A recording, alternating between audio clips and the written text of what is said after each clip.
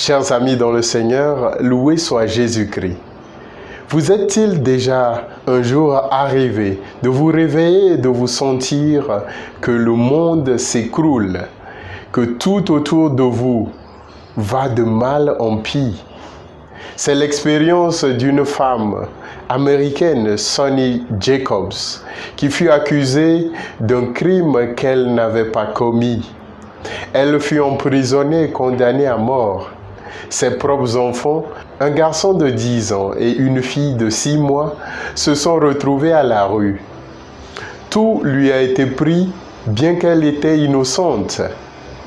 Elle était dans cette situation impuissante, incapable de faire quelque chose.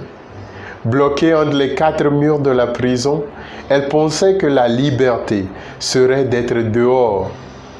C'est dans cette incapacité, la frustration de ne pouvoir rien changer, qu'elle réalisa finalement qu'elle avait encore un choix. Puisqu'elle pouvait respirer, elle avait encore la responsabilité de sa propre vie. Elle n'était pas responsable des circonstances qui lui arrivaient, mais sa vie lui appartenait encore. Elle pouvait choisir. Alors, quoi faire de cette vie? Il n'y a de liberté qu'on se donne qu'à soi-même. À travers la méditation, la prière, elle a trouvé la lumière au fond de sa nuit. Et elle a trouvé le moyen de se libérer de sa peur, le moyen de faire briller la lumière en elle. La Voix du Seigneur, aujourd'hui, une réflexion proposée par le jésuite Jean Améblé. Ce 27e dimanche du temps ordinaire, nous méditerons alors sur le thème de la peur au courage, tiré du livre de Habakkuk au chapitre 1, le psaume 94, seconde lettre de Paul à Timothée au chapitre 1 et Luc au chapitre 17, 5 à 10.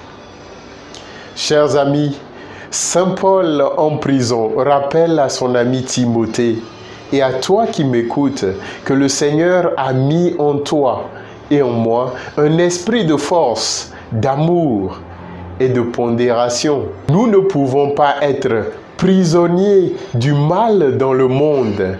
Nous sommes plutôt prisonniers du Seigneur, du bien véritable.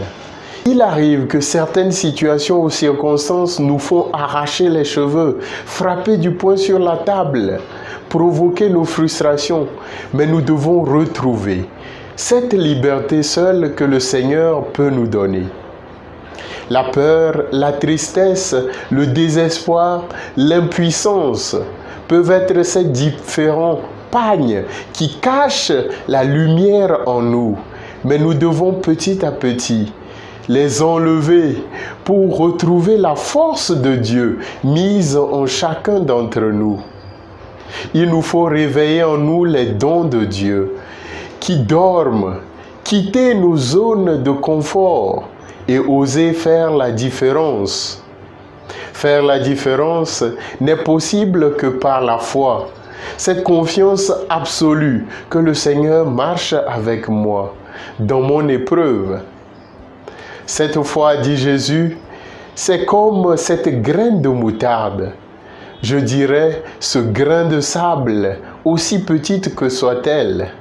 Au fait, Jésus veut nous faire prendre conscience de notre faiblesse et de notre impuissance. Malheureusement, nous faisons l'expérience de cette faiblesse et de cette impuissance seulement dans nos épreuves, nos moments de peine et de difficulté. Quant au moment de joie, nous frappons la poitrine et nous croyons en notre propre puissance. Dans l'épreuve, la maladie, la misère, la mort, que dans la joie de la naissance, du mariage, de la guérison, nous sommes appelés à faire confiance au Seigneur et à abandonner la peur qui nous retient prisonniers. Au proverbe russe d'affirmer en ce sens, quand on tombe dans l'eau, la pluie ne nous fait plus peur. Bon dimanche à tous et à toutes.